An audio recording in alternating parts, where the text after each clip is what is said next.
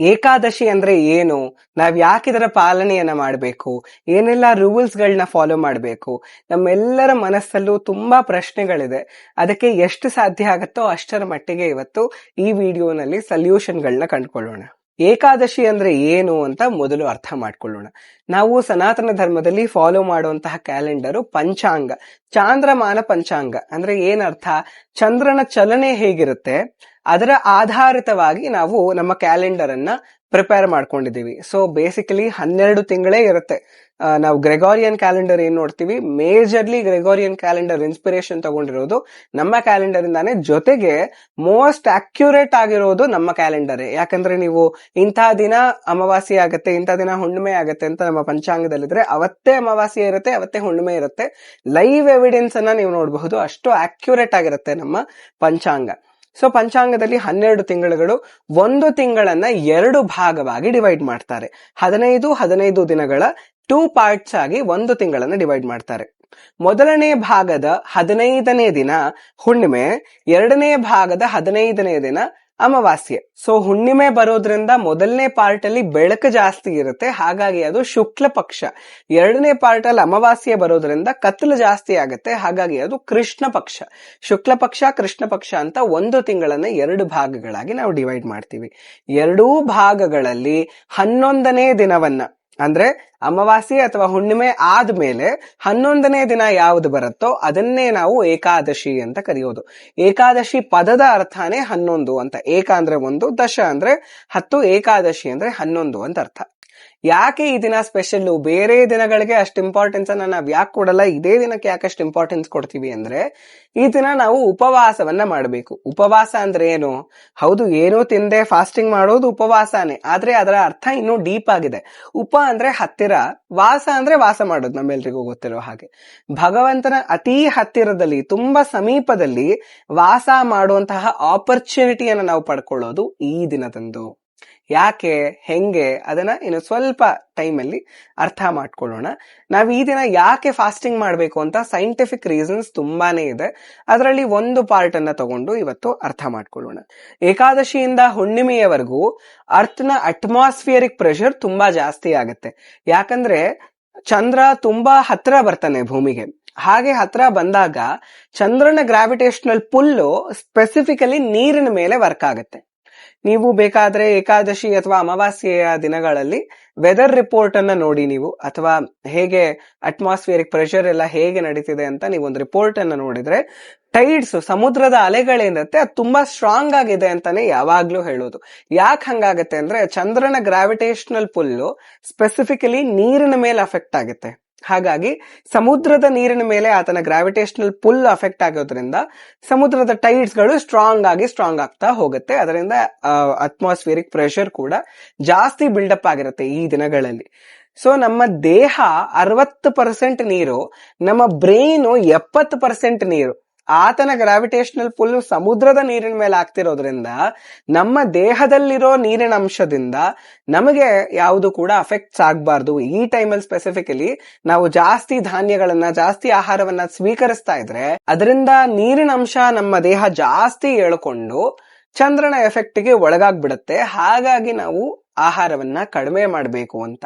ಯಾವ ದಿನ ಕಡಿಮೆ ಮಾಡಬೇಕು ಅದು ಸ್ಪೆಸಿಫಿಕಲಿ ನಾವು ನೋಡೋದಾದ್ರೆ, ಯಾವ ದಿನ ಅಟ್ಮಾಸ್ಫಿಯರಿಕ್ ಪ್ರೆಷರ್ ತುಂಬಾ ಇರೋದಿಲ್ವೋ, ಆಲ್ಮೋಸ್ಟ್ 0 ಇರುತ್ತೋ ಅವತ್ತು ನಾವು ಉಪವಾಸ ಮಾಡಬೇಕು. ಅವಾಗ ನಮ್ಮ ದೇಹಕ್ಕೆ ಏನೂ ಅಫೆಕ್ಟ್ ಆಗಲ್ಲ, ಡೈಜೆಸ್ಟಿವ್ ಸಿಸ್ಟಮ್ಗೆ ಡ್ಯಾಮೇಜ್ ಆಗೋದಿಲ್ಲ. ಬೇರೆ ದಿನ ಮಾಡಿದ್ರೆ ಡ್ಯಾಮೇಜ್ ಆಗುತ್ತೆ, ಆದ್ರೆ 11ನೇ ದಿನ ಏಕಾದಶಿ ಅಂತ ನಾವೇನ್ ಕರಿತೀವಿ, ಸೈಂಟಿಫಿಕಲಿ ಅವತ್ತಿನ ದಿನ ಅಟ್ಮಾಸ್ಫಿಯರಿಕ್ ಪ್ರೆಷರ್ ಆಲ್ಮೋಸ್ಟ್ 0 ಇರುತ್ತೆ. ಹಾಗಾಗಿ ಅದು ನಮಗೆ ಉಪವಾಸ ಮಾಡೋದಕ್ಕೆ, ಫಾಸ್ಟಿಂಗ್ ಮಾಡೋದಕ್ಕೆ ಹೇಳಿ ಮಾಡಿಸಿದ ದಿನ. ಈ ದಿನ ಉಪವಾಸ ಮಾಡೋದು ನಮ್ಮ ಬ್ರೈನ್ಗೆ, ನಮ್ಮ ಮನಸ್ಸಿಗೆ, ನಮ್ಮ ದೇಹಕ್ಕೆ ರೀಸೆಟ್ ಬಟನ್ ಅನ್ನ ಪ್ರೆಸ್ ಮಾಡಿದ ಹಾಗೆ ವರ್ಕ್ ಆಗುತ್ತೆ. ಯಾಕೆ ಅಂದ್ರೆ ನಮ್ಮ ದೇಹ ಒಂದು ಮಷೀನ್ ತರ ವರ್ಕ್ ಆಗ್ತಾನೇ ಇರುತ್ತೆ.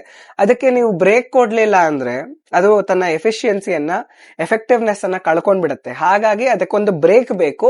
ಪರ್ಟಿಕ್ಯುಲರ್ ಆದ ದಿನಾನೇ ನಾವು ಅದಕ್ಕೆ ಬ್ರೇಕ್ ಕೊಡ್ಬೇಕು. ಹಾಗಾಗಿ ಏಕಾದಶಿ ದಿನ ನಾವು ಉಪವಾಸ ಮಾಡೋದು ತುಂಬಾ ತುಂಬಾ ಒಳ್ಳೆಯದು. ತುಂಬಾ ಜನ ಅನ್ಕೊಂಡ್ಬಿಡ್ತಾರೆ ಏಕಾದಶಿ ದಿನ ಉಪವಾಸ ಮಾಡಿದ್ರೆ ಎಷ್ಟೊಂದ್ ಜನ ಪ್ರಾಬ್ಲಮ್ ಅನ್ನ ತಂದ್ಕೊಂಡ್ಬಿಡ್ತಾರೆ, ಅವರು ಕಾಯಿಲೆಗಳನ್ನ ತಂದ್ಕೊಂಡು ಅದರಿಂದ ಸತ್ತೇ ಹೋಗ್ತಾರೆ ಅಂತ. ನೀವು ಡೇಟಾ ನೋಡಿದ್ರೆ ತಿಂದು ಸತ್ತವರು ಹೆಚ್ಚು ಹೊರತು ತಿನ್ನದೇ ಸತ್ತವರು ಹೆಚ್ಚಲ್ಲ. ಹಾಗಾಗಿ ಪರ್ಟಿಕ್ಯುಲರ್ಲಿ ಏಕಾದಶಿ ದಿನ ಉಪವಾಸ ಮಾಡಿದ್ರೆ ತುಂಬಾ ಮಟ್ಟಕ್ಕೆ ನಮ್ಮ ದೇಹ ಕ್ಲೆನ್ಸ್ ಆಗತ್ತೆ, ನಮ್ಮ ಸಂಪೂರ್ಣ ಡೈಜೆಸ್ಟಿವ್ ಸಿಸ್ಟಮ್ ರೀಸೆಟ್ ಆಗತ್ತೆ. ಅದಕ್ಕೆ ನಾವು ಈ ದಿನವನ್ನ ಪಾವಿತ್ರೀಕರಿಸುವಂತಹ ದಿನ ಅಂತ ಹೇಳ್ತೀವಿ. ನಮ್ಮ ಸನಾತನ ಧರ್ಮದಲ್ಲಿ ಮುಂಚೆಯಿಂದ ನಮ್ಮ ಬಾಡಿ ಸಿಸ್ಟಮ್ ಹೇಗ್ ವರ್ಕ್ ಆಗತ್ತೆ ಅಂತ ತುಂಬಾ ಚೆನ್ನಾಗಿ ತಿಳ್ಕೊಂಡಿದ್ರು. ಹಾಗಾಗಿ ಅವ್ರು ಅವಾಗ್ಲೇ ಹೇಳ್ಬಿಟ್ಟಿದ್ರು, ಇದು ಪವಿತ್ರೀಕರಿಸುವಂತಹ ದಿನ, ನೀನು ಪವಿತ್ರವಾಗುವಂತಹ ದಿನ, ಯಾಕಂದ್ರೆ ನಿನ್ನ ಸಿಸ್ಟಮ್ ಕಂಪ್ಲೀಟ್ಲಿ ಕ್ಲೆನ್ಸ್ ಆಗತ್ತೆ ನೀನು ಉಪವಾಸ ಮಾಡಿದ್ರೆ ಅಂತ. ಇನ್ನು ಉಪವಾಸದ ನಿಯಮಗಳು ಹಲವಾರಿದೆ, ಹಲವಾರು ಪ್ರಶ್ನೆಗಳು ಕೂಡ ಜನಗಳಿಗೆ ನಿಯಮಗಳ ಬಗ್ಗೆ ಸ್ಪೆಸಿಫಿಕಲಿ ಇದೆ, ಏನೇನು ನಿಯಮಗಳನ್ನ ಪಾಲನೆ ಮಾಡಬೇಕು ಅಂತ. ಯಾಕೆ ನಾವು ಉಪವಾಸವನ್ನ ಮಾಡಬೇಕು ಅಂತ ಮೊದಲು ತಿಳ್ಕೊಳ್ಳೋದಾದ್ರೆ, ನಮ್ಮ ಜೀವನದ ಮೇಜರ್ ಪಾರ್ಟ್ ಅನ್ನ ನಾವು ಆಹಾರ, ನಿದ್ರ, ಭಯ, ಮೈಥುನದಲ್ಲೇ ಕಳೆದು ಬಿಟ್ಟಿರ್ತೀವಿ. ಅದನ್ನ ಬಿಟ್ರೆ ನಾವು ನಿಜವಾಗ್ಲೂ ಯಾರು, ನನ್ನ ಐಡೆಂಟಿಟಿ ಏನು, ನನ್ನ ಅಸ್ತಿತ್ವ ನಿಜವಾಗಿ ಏನು ಅಂತ ನಾವು ತಿಳ್ಕೊಳ್ಳೋಕೆ ಪ್ರಯತ್ನ ಮಾಡೋದು ತುಂಬಾ ಕಡಿಮೆ. ಅಟ್ಲೀಸ್ಟ್ ಇದೊಂದು ದಿನಾನಾದ್ರೂ ನಾನು ಈ ದೇಹ ಅಲ್ಲ, ನಾನು ಆ ದೇಹದ ಒಳಗಿರುವಂತಹ ಆತ್ಮ, ಭಗವಂತನ ಪ್ರತಿಬಿಂಬ, ಹಾಗಾಗಿ ಬಿಂಬ ಮೂರ್ತಿಯಾದ ಭಗವಂತನನ್ನ ನಾನು ಧ್ಯಾನಿಸ್ಬೇಕು, ಆತನನ್ನ ತಲುಪೋದೇ ನನ್ನ ಗುರಿ ಅಂತ ಅಟ್ಲೀಸ್ಟ್ ಇದೊಂದು ದಿನ ನೀವು ಅನುಸಂಧಾನ ಮಾಡಿ ಮನಸ್ಸಿನಲ್ಲಿ ಚಿಂತನೆಯನ್ನ ಇಟ್ಕೊಳ್ಳಿ ಅಂತ ನಾವು ಉಪವಾಸವನ್ನ ಮಾಡೋದು. ಬರೀ ದೇಹಕ್ಕೆ ತಿನ್ನೋದು, ಕುಡಿಯೋದು, ಮಲಗೋದು, ಅದ್ರ ಬಗ್ಗೆ ದೇಹದ ಚಿಂತೆಗಳ ಬಗ್ಗೆನೇ ನೀವು ಚಿಂತನೆಯನ್ನ ಮಾಡ್ತಿದ್ರೆ ಭಗವಂತನ ಚಿಂತನೆಯನ್ನ ಮಾಡೋದು ಯಾವಾಗ? ಅಟ್ಲೀಸ್ಟ್ ಏಕಾದಶಿಯ ದಿನ ಅದಕ್ಕೆಲ್ಲ ಒಂದು ಬ್ರೇಕ್ ಕೊಟ್ಟು ನೀವು ಭಗವಂತನ ಚಿಂತನೆಯಲ್ಲಿ ತೊಡಕೊಳ್ಬೇಕು. ನಿಯಮಗಳನ್ನ ಇವಾಗ ನೋಡ್ತಾ ಹೋಗೋಣ. ದಶಮಿಯ ದಿನ ಸೂರ್ಯ ಮುಳುಗಿದ ಮೇಲೆ ಯಾವ ಆಹಾರವನ್ನು ಸೇವನೆ ಮಾಡೋ ಹಾಗಿಲ್ಲ, ರಾತ್ರಿಯ ಡಿನ್ನರ್ ಅನ್ನ ನಾವು ತಿನ್ನೋ ಹಾಗಿಲ್ಲ. ಮತ್ತೆ ಆಕ್ಚುಲ್ ಆಗಿ ಶುರು ಆಗೋದು ನಮ್ಮ ಏಕಾದಶಿಯ ದಿನ.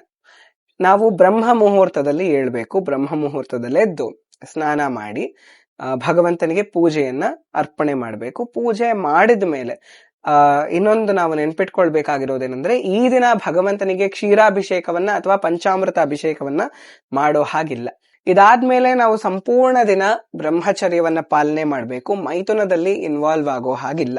ದಶಮಿಯ ದಿನ ಮತ್ತೆ ದ್ವಾದಶಿಯ ದಿನ ಕೂಡ ಮೈಥುನದಲ್ಲಿ ಇನ್ವಾಲ್ವ್ ಆಗೋ ಹಾಗಿಲ್ಲ, ಬ್ರಹ್ಮಚರ್ಯವನ್ನೇ ಪಾಲನೆ ಮಾಡಬೇಕು. ಅವಾಗ ಮಾತ್ರ ನಿಮ್ಗೆ ಆಕ್ಚುಲ್ ಆಗಿ ಏಕಾದಶಿ ದಿನದ ಬೆನಿಫಿಟ್ ಸಿಗೋದು. ಯಾವಾಗ ಅಂದ್ರೆ ದಶಮಿ, ಏಕಾದಶಿ, ದ್ವಾದಶಿ 3 ದಿನ ಈ ಬ್ರಹ್ಮಚರ್ಯದ ನಿಯಮವನ್ನ ಪಾಲನೆ ಮಾಡಿದಾಗ. ಇದರ ಜೊತೆಗೆ ಉಪವಾಸವನ್ನ ಹೇಗೆ ಮಾಡಬೇಕು, ವ್ರತವನ್ನ ಹೇಗೆ ಇಟ್ಕೊಳ್ಬೇಕು, ಅದರಲ್ಲಿ ಕೂಡ ಹಲವಾರು ಜನ ತಮ್ಮ ತಮ್ಮ ಸಾಮರ್ಥ್ಯಕ್ಕೆ ತಕ್ಕಂತೆ ಉಪವಾಸವನ್ನ ಮಾಡ್ತಾರೆ. ತುಂಬಾ ಶ್ರೇಷ್ಠವಾದದ್ದು ಯಾವುದು ಅಂದ್ರೆ ನಿರ್ಜಲ ಉಪವಾಸ. ನೀರು ಸೇವಿಸ್ತೆ, ಏನನ್ನೂ ಸೇವಿಸ್ತೆ ಉಪವಾಸವನ್ನ ಮಾಡೋದು. ವರ್ಕಿಂಗ್ ಪ್ರೊಫೆಷನಲ್ಸ್ ಇದ್ರೆ ಅಥವಾ ಶುಗರ್ ಪೇಷಂಟ್ಸ್ ಇದ್ರೆ, ಹೆಲ್ತ್ ಕಂಡೀಷನ್ಸ್ ನಲ್ಲಿ ಯಾರಿಗೆ ಕೇರ್ ರಿಕ್ವೈರ್ಡ್ ಇರುತ್ತೆ ಅಥವಾ ಯಾರಿಗೆ ಆಹಾರ ರಿಕ್ವೈರ್ಡ್ ಇರುತ್ತೆ ಅಂತವರಿಗೆ ನಿರ್ಜಲ ಮಾಡೋದು ಕಂಪಲ್ಸರಿ ಅಲ್ಲ. ಅವರು ಆರಾಮಾಗಿ ನೀರು, ಹಾಲು, ಹಣ್ಣು ಸೇವಿಸ್ತಾ ಫಲಾಹಾರ ವ್ರತವನ್ನ ಕೂಡ ಪಾಲನೆ ಮಾಡಬಹುದು. ಇದೂ ಕೂಡ ಆಗಿಲ್ಲ ಅಂದ್ರೆ ಅಟ್ಲೀಸ್ಟ್ ಧಾನ್ಯಗಳನ್ನ ನೀವು ಸೇವಿಸೋ ಹಾಗಿಲ್ಲ. ಅಕ್ಕಿ ಆಗಬಹುದು, ಬೇಳೆ ಆಗಬಹುದು, ಇದನ್ನ ಸೇವಿಸೋ ಹಾಗಿಲ್ಲ. ನೀವ್ ಏನ್ ಮಾಡದೇ ಇದ್ರು ಈರುಳ್ಳಿ, ಬೆಳ್ಳುಳ್ಳಿ ಅಂತೂ ದಯವಿಟ್ಟು ಈ ದಿನ ಬಳಸಬೇಡಿ, ಅದನ್ನ ಮುಟ್ಟಕ್ಕೆ ಹೋಗ್ಬೇಡಿ. ತುಂಬಾ ಜನಗಳಿಗೆ ಗೊತ್ತಿಲ್ಲದೆ ನಾನೇ ಕಣ್ಣಾರೆ ನೋಡಿದೀನಿ, ಅವ್ರು ಏಕಾದಶಿ ದಿನ ಕೂಡ ಈರುಳ್ಳಿ, ಬೆಳ್ಳುಳ್ಳಿಯ ಸೇವನೆಯನ್ನ ಮಾಡ್ಬಿಡ್ತಾರೆ. ದಯವಿಟ್ಟು ಅದೊಂದನ್ನಾದ್ರೂ ತಪ್ಪಿಸಿ, ಅದನ್ನ ನೀವು ಬಿಡಿ, ಧಾನ್ಯಗಳನ್ನ ತ್ಯಜಿಸಿ ಸಾಧ್ಯ ಆದಷ್ಟು ವ್ರತವನ್ನೇ ಪಾಲನೆ ಮಾಡೋದಕ್ಕೆ ಟ್ರೈ ಮಾಡಿ. ಆದ್ರೆ ಕೇವಲ ನಿಮ್ಮ ಆಹಾರದ ಮೇಲೆ ಕಂಟ್ರೋಲ್ ತರೋದು ಮಾತ್ರ ಈ ದಿನದ ಉದ್ದೇಶ ಅಲ್ಲ. ನಮ್ಮ ಇಂದ್ರಿಯಗಳ ಮೇಲೆ ಕಂಟ್ರೋಲ್ ಅನ್ನ ತರೋದು ಈ ದಿನದ ಉದ್ದೇಶ. ಆಹಾರ ನಮ್ಮ ಎಲ್ಲ ಇಂದ್ರಿಯಗಳ ಮೇಲೂ ಎಫೆಕ್ಟ್ ಅನ್ನ ಬೀರುತ್ತೆ. ಹಾಗಾಗಿ ಅದನ್ನ ನಾವು ಆ ಇಂದ್ರಿಯಗಳನ್ನ ಆಹಾರದಿಂದ ಸೆಳೆದು ಭಗವಂತನ ಕಡೆ ತಿರುಗಿಸ್ಬೇಕು ಅನ್ನೋದು ಆಕ್ಚುಯಲ್ ಮೋಟಿವ್. ಹೇಗೆ ಅಂದ್ರೆ, ಇವಾಗ ಆಹಾರ ಪ್ರಿಪೇರ್ ಆಗ್ತಿರುತ್ತೆ ಕಿಚನ್ ನಲ್ಲಿ, ಅವಾಗ ಮೊದಲು ಅಲ್ಲಿ ಪ್ರಿಪೇರ್ ಆಗ್ತಿರುವಂತಹ ಪ್ರಿಪರೇಷನ್ ನ ಸೌಂಡು ನಮ್ಮ ಕಿವಿ ಕೇಳಿಸ್ಕೊಳತ್ತೆ. ಒಂದ್ ಇಂದ್ರಿಯ ಆಲ್ರೆಡಿ ಇನ್ವಾಲ್ವ್ ಆಗೋಯ್ತು. ಹೋಗಿ ನೋಡ್ತೀವಿ, ಕಣ್ಣು ಇನ್ವಾಲ್ವ್ ಆಯ್ತು. ನೆಕ್ಸ್ಟ್ ಅದರ ವಾಸನೆ ಬರುತ್ತೆ, ಮೂಗ್ ಇನ್ವಾಲ್ವ್ ಆಯ್ತು. ತಿನ್ನುತ್ತೀವಿ, ಅವಾಗ ನಮ್ಮ ಸ್ಪರ್ಶ ಮತ್ತೆ ನಾಲಿಗೆ 2 ಇನ್ವಾಲ್ವ್ ಆಗೋಯ್ತು. ಪಂಚೇಂದ್ರಿಯಗಳು ಕೂಡ ಬರೀ ಆಹಾರದಲ್ಲೇ ಇನ್ವಾಲ್ವ್ ಆಗೋಯ್ತು. ಇಡೀ ದಿನ ಮನಸ್ಸು ತಿಂದಿದ್ದ ಆಹಾರದ ಬಗ್ಗೆ ಚಿಂತನೆ ಮಾಡ್ತಾ ಇರುತ್ತೆ.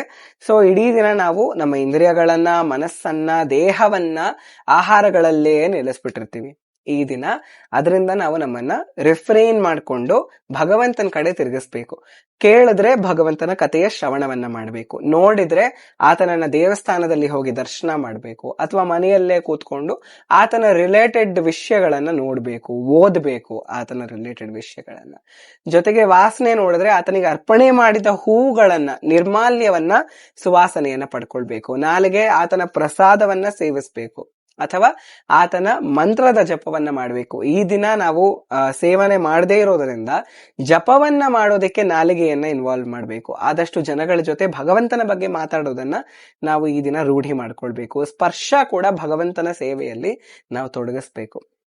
ಇನ್ನೊಂದು ಏನು ಅಂದ್ರೆ, ಈ ದಿನ ನಾವು ಆದಷ್ಟು ಜನಗಳ ಬಗ್ಗೆ ಕೆಟ್ಟದನ್ನ ಮಾತಾಡೋದು, ಅವರಿಗೆ ಶಾಪ ಹಾಕೋದು, ಅಥವಾ ಕೆಟ್ಟದನ್ನ ಕೇಳೋದು, ಗಾಸಿಪ್ ಮಾಡೋದು, ಇದರಿಂದ ನಮ್ಮನ್ನ ನಾವು ರಿಫ್ರೈನ್ ಮಾಡ್ಕೊಳ್ಬೇಕು. ಕೆಟ್ಟ ದೃಶ್ಯಗಳನ್ನ ನೋಡೋದು ಅಥವಾ ಕೇಳೋದು ಕೂಡ ಈ ದಿನ ನಾವು ಮಾಡಬಾರ್ದು. ಟೋಟಲ್ ಆಗಿ ನಾವು ಭಗವಂತನಿಗೋಸ್ಕರ ಈ ದಿನವನ್ನ ಮುಡುಪಾಗಿಡ್ಬೇಕು. ನೀವ್ ಏನ್ ನೆನ್ಪಿಟ್ಕೊಂಡಿಲ್ಲ ಅಂದ್ರೂ ಇದೊಂದನ್ನ ನೆನ್ಪಿಟ್ಕೊಳ್ಳಿ, ಸಂಪೂರ್ಣವಾಗಿ ಈ ದಿನವನ್ನ ಕೃಷ್ಣಮಯವಾಗಿ ಮಾಡ್ಬೇಕು ಅಂತ. ಅದಕ್ಕೆ ಅಕಾರ್ಡಿಂಗ್ಲಿ ಏನೆಲ್ಲ ಆಗ್ಬೇಕು ಅಂತ ಆಟೋಮ್ಯಾಟಿಕಲಿ ನಿಮ್ಗೆ ಗೊತ್ತಾಗ್ಬಿಡುತ್ತೆ. ಇದು ಮಾಡಿದ್ರೆ ಕೃಷ್ಣಮಯವಾಗಿರುತ್ತೆ, ಇದನ್ನ ಮಾಡಿದ್ರೆ ಕೃಷ್ಣ ನನ್ನ ದಿನದಿಂದ ಹೊರಟು ಹೋಗ್ತಾನೆ. ಹಾಗಾಗಿ ನೀವು ಯಾವ್ದನ್ನ ಮಾಡಬಾರ್ದು, ಯಾವ್ದನ್ನ ಮಾಡ್ಬೇಕು ಅಂತ ಆಟೋಮ್ಯಾಟಿಕಲಿ ತಿಳ್ಕೊಂಡ್ಬಿಡ್ತೀರ. ಇನ್ನು ವ್ರತವನ್ನ ಕಂಪ್ಲೀಟ್ ಮಾಡೋದು ಹೇಗೆ ಅಂದ್ರೆ, ಮಾರನೇ ದಿನ ಪಾರಣೆಯ ಟೈಮಿಂಗ್ಸ್ ಇರುತ್ತೆ. ಯೂಶಲಿ ಯಾವ ಟೈಮಿಂಗ್ಗೆ ಪಾರಣೆ ಮಾಡಬೇಕು. ಫಾರ್ ಎಕ್ಸಾಂಪಲ್, ಬೆಳಗ್ಗೆ 5 ಗಂಟೆಯಿಂದ 9 ಗಂಟೆವರೆಗೂ ನೀವು ಪಾರಣೆಯನ್ನ ಮಾಡಬಹುದು ಅಂತ ಒಂದು ಸ್ಲಾಟ್ ಇರುತ್ತೆ. ಆ ಸ್ಲಾಟ್ ಅಲ್ಲಿ ನೀವೇನ್ ಮಾಡಬೇಕು, ಭಗವಂತನಿಗೆ ಧಾನ್ಯಗಳಿಂದ, ಅಕ್ಕಿಯಿಂದ, ಅನ್ನದಿಂದ ನೀವು ಪ್ರಸಾದವನ್ನ ಪ್ರಿಪೇರ್ ಮಾಡಿ ಆತನಿಗೆ ನೈವೇದ್ಯವನ್ನ ಮಾಡಿ, ನೈವೇದ್ಯ ಆದ್ಮೇಲೆ ಅದು ನಿಮಗೆ ಪ್ರಸಾದ ಆಗಿ ಬರುತ್ತಲ್ಲ, ಅದನ್ನ ಸೇವನೆ ಮಾಡಿ ನೀವು ನಿಮ್ಮ ಉಪವಾಸವನ್ನ ಕಂಪ್ಲೀಟ್ ಮಾಡೋದು. ಹಾಸ್ಟೆಲ್ ನಲ್ಲಿರೋ ಎಷ್ಟೊಂದು ಜನಗಳಿಗೆ ಈ ತರ ನಮಗೆ ಏನು ದೇವರ ಪ್ರಸಾದ ಸಿಗೋದಿಲ್ಲ ಅಂತ ಹೇಳ್ತೀರಾ. ಹಾಗಾಗಿ ನೀವ್ ಏನ್ ಮಾಡಬಹುದು ಅಂದ್ರೆ, ಜಗನ್ನಾಥಪುರಿಯಲ್ಲಿ ಡ್ರೈಡ್ ಪ್ರಸಾದ ಕೊಡ್ತಾರೆ, ಒಣಗಿಸಿ ಪ್ರಸಾದವನ್ನ ಕೊಡ್ತಾರೆ. ನೀವು ಅದನ್ನ ಸೇವನೆ ಮಾಡಿ ಆಮೇಲೆ ಮಾಮೂಲಿ ಆಹಾರವನ್ನ ಸೇವನೆ ಮಾಡಿ ದ್ವಾದಶಿಯನ್ನ ಕಂಟಿನ್ಯೂ ಮಾಡಬಹುದು. ಅದು ನಿಮಗೆ ಬೇಕು ಅಂದ್ರೆ ಬೆಂಗಳೂರಲ್ಲಿ ಕೂಡ ಜಗನ್ನಾಥ ದೇವಸ್ಥಾನ ಇದೆ, ಅಲ್ಲಿ ಕೂಡ ಅದನ್ನ ಕೊಡಬಹುದು. ಒಂದಷ್ಟು ಜಾಗಗಳಲ್ಲಿ ಅದನ್ನ ಪ್ರೊವೈಡ್ ಮಾಡ್ತಾರೆ ಅಂತ ನಾನು ಕೇಳ್ಪಟ್ಟಿದ್ದೀನಿ. ಇದುವರೆಗೂ ನನಗೂ ಕೂಡ ಅದು ಸಿಕ್ಕಿಲ್ಲ. ಆದ್ರೆ ಜಗನ್ನಾಥ ಪುರಿಗೆ ಯಾರಾದ್ರೂ ಹೋದ್ರೆ ಅವ್ರ ಹತ್ರ ಸ್ಟಾಕ್ ಅನ್ನ ತರಿಸಿಟ್ಕೊಂಡ್ಬಿಟ್ಟಿದ್ರೆ ಜಾಸ್ತಿ, ಅದೇನ್ ಹಾಳಾಗೋದು ಇಲ್ಲ. ಇಲ್ಲ ಅಂದ್ರೆ ಬೆಂಗಳೂರಲ್ಲಿ ಕೂಡ ಒಂದಷ್ಟು ಜಾಗಗಳಲ್ಲಿ ಅದು ಸಿಗತ್ತೆ ಅಂತ ನಾನು ಕೇಳ್ಪಟ್ಟಿದ್ದೀನಿ. ನಿಮಗೆ ನಿಮ್ಮ ಅನುಕೂಲಕ್ಕೋಸ್ಕರ ನೀವು ಅದನ್ನ ತಗೊಂಡಿಟ್ಕೊಂಡು ನೀವು ದ್ವಾದಶಿಯ ದಿನ ಅದನ್ನ ಸೇವನೆ ಮಾಡಿ ಆಮೇಲೆ ನೀವು ನಿಮ್ಮ ಆಹಾರವನ್ನ ಸೇವಿಸಬಹುದು. ಸೊ ನೆನ್ಪಿಟ್ಕೊಳ್ಬೇಕಾಗಿರೋದು ಏನಂದ್ರೆ, ಮೇಜರ್ ವಿಷಯ, ನಾವು ರೂಲ್ಸ್ ನ ದಾಸರಾಗಬಾರ್ದು, ಭಗವಂತನ ದಾಸರಾಗಬೇಕು. ಇಡೀ ದಿನ ಬರೀ ರೂಲ್ಸ್ ಬಗ್ಗೆನೇ ಯೋಚನೆ ಮಾಡ್ತಾ ಮಾಡ್ತಾ ಮಾಡ್ತಾ ಇದ್ರೆ ನೀವು ಭಗವಂತನ ಬಗ್ಗೆ ಯೋಚನೆ ಮಾಡೋದಿಕ್ ಸಾಧ್ಯ ಆಗಲ್ಲ. ಫಾರ್ ಎಕ್ಸಾಂಪಲ್, ಒಬ್ರು ನಿರ್ಜಲ ಉಪವಾಸವನ್ನ ಮಾಡ್ತಿರ್ತಾರೆ ಅಂತ ಅನ್ಕೊಳ್ಳಿ. ಬೈ ಮಿಸ್ಟೇಕ್ ಅವರು ತಲೆಯಲ್ಲಿ ನೆನ್ಪಿಟ್ಕೊಳ್ದೇನೆ ನೀರ್ ಕುಡಿದು ಬಿಡ್ತಾರೆ, ಅವಾಗ ವ್ರತ ಭಂಗ ಆದಂಗಲ್ವಾ. ಅವರೇನಾದ್ರೂ ನಾನ್ ನೀರ್ ಕುಡಿದ್ಬಿಟ್ಟೆ ಕಣಪ್ಪ, ನಾನು ಇಡೀ ದಿನ ವ್ರತ ಭಂಗ ಆಗೋಯ್ತು, ಏನ್ ಮಾಡ್ಲಿ ನಾನು, ನನ್ನ ಕೈಲಿ ಒಂದು ವ್ರತ ಕೂಡ ಮಾಡೋದಿಕ್ಕಾಗಲ್ಲ, ಹಂಗೆ ಹಿಂಗೆ ಅಂತ ಯೋಚನೆ ಮಾಡ್ತಾ ಇದ್ರೆ ಆ ಯೋಚನೆಯಲ್ಲಿ ನೀವು ಮುಳುಗ್ ಹೋಗ್ತೀರಾ ಹೊರತು ಆಕ್ಚುಲ್ ಆಗಿ ನಾವು ಏಕಾದಶಿ ದಿನ ಏನ್ ಮಾಡ್ಬೇಕು ಆ ಉದ್ದೇಶನೇ ಸರ್ವಾಗಲ್ಲ. ನೀವು ಅಷ್ಟೊತ್ತು ಪಾಪ ಉಪವಾಸ ಮಾಡಿ ಒಂದು ಲೋಟ ನೀರ್ ಕುಡಿದ್ಬಿಟ್ರೆ ನಿಮಗೆ ಇನ್ ಮುಂದೆ ಬರೋ ಆಲೋಚನೆಗಳು ಇಡೀ ದಿನದ ಉಪವಾಸದ ಫಲವನ್ನ ನಾಶ ಮಾಡ್ಬಿಡತ್ತೆ. ಹಾಗಾಗಿ ತುಂಬಾ ರೂಲ್ಸ್ ಗಳ ಬಗ್ಗೆ ಚಿಂತೆಯನ್ನ ಮಾಡಕ್ ಹೋಗ್ಬೇಡಿ. ಭಗವಂತ ಎಷ್ಟು ಮಾಡಿಸ್ತಾನೋ ಅಷ್ಟು ರೂಲ್ಸ್ ಅನ್ನ ಫಾಲೋ ಮಾಡಿ. ಆದ್ರೆ ನೆನ್ಪಿಟ್ಕೊಳ್ಬೇಕಾಗಿರೋದು, ನಾನು ಕೃಷ್ಣನ ಹತ್ತಿರದಲ್ಲಿರ್ಬೇಕು, ಆತನ ಸಾಮೀಪ್ಯವನ್ನ ನಾನು ಅನುಭವ ಪಡ್ಕೊಳ್ಬೇಕು ಅಂತ ನೀವು ನೆನಪಲ್ಲಿ ಇಟ್ಕೊಳ್ಳಿ. ಹೀಗೆ ಏಕಾದಶಿಯನ್ನ ಪಾಲನೆ ಮಾಡ್ತಾ ಇರಿ. ಈಗ 2026ನೇ ವರ್ಷದ ಏಕಾದಶಿ ಡೇಟ್ಗಳನ್ನ ಮತ್ತೆ ಪಾಲನೆಯನ್ನ ಮಾಡುವಂತಹ ಸಮಯವನ್ನ ನಾನು ಸ್ಕ್ರೀನ್ ಮೇಲೆ ಡಿಸ್ಪ್ಲೇ ಮಾಡ್ತೀನಿ, ಅದನ್ನ ನೀವು ಸ್ಕ್ರೀನ್ ಶಾಟ್ ತೆಕ್ಕೊಳ್ಳಿ. ಜೊತೆಗೆ ಈ ವರ್ಷ ಆದಷ್ಟು ಎಲ್ಲ ಏಕಾದಶಿಗಳ ಪಾಲನೆಯನ್ನ ಮಾಡ್ತಾ ಇರಿ. ಕೃಷ್ಣನ ಹತ್ತಿರಕ್ಕೆ ನಾವೆಲ್ಲರೂ ಒಟ್ಟಿಗೆ ಹೋಗೋಣ. ಹರೇ ಕೃಷ್ಣ.